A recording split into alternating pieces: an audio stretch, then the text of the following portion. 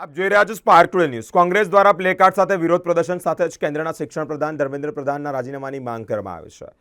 Padra ST depot પાસે કોંગ્રેસના કાર્યકર્તાઓ દ્વારા વિરોધ પ્રદર્શન યોજાયો છે। વિરોધ કરી રહેલા કાર્યકર્તાઓની પોલીસે અટકાયત કરી છે। દિલ્હી ખાતે શિક્ષણ પ્રધાન ધર્મેન્દ્ર પ્રધાનના રાજીનામાની માંગણી સાથે આંદોલન ચલાવી રહેલા વિદ્યાર્થીઓની વાજબી માંગણી સંતોષવાને બદલે તેમના પર પોલીસ દ્વારા બર્બરતાપૂર્વક અત્યાચાર કરવામાં આવ્યો છે।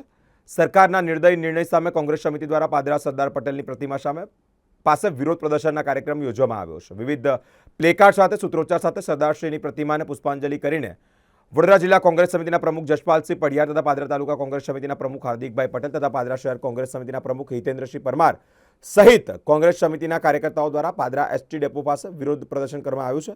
વિરોધ પ્રદર્શન કરી રહેલા કોંગ્રેસના પ્રમુખ જશપાલસિંહ પડિયાર સહિતના આગેવાનોની પોલીસે અટકાયત કરી છે। પાદરા પોલીસ મથકે તેમને લઈ જવામાં આવ્યા છે।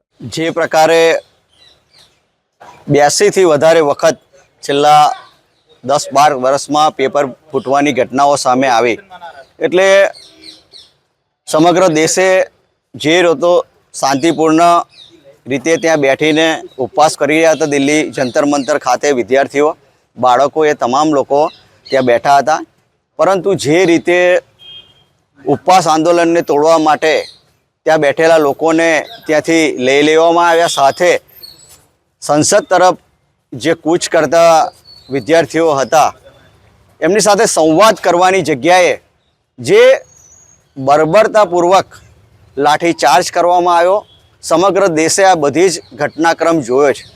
એટલે ગમે તે હોય, પરંતુ વિદ્યાર્થીઓ ઉપર જે પ્રકારનું વર્તન પોલીસ દ્વારા કરવામાં આવ્યું ત્યાંના સત્તાધીશો, એટલે હું એમ માનું છું કંઈક ને કંઈક રીતે જ્યાં સુધી ગૃહમંત્રી અથવા તો ગૃહ મંત્રાલયનો આદેશ ના હોય ત્યાં સુધી પોલીસ આ કાર્યવાહી કરે નહીં। એટલે ખાસ કરીને આજે ધર્મેન્દ્ર પ્રધાનનું રાજીનામું સાથે ગૃહમંત્રીનું રાજીનામું પણ જે રીતના દ્રશ્યો સામે આવ્યા છે સમગ્ર દેશે જોયું છે, જેથી કરીને રાજીનામાની માંગ સાથે આજે અહીંયા વિરોધ પ્રદર્શનનો કાર્યક્રમ કરવામાં આવ્યો।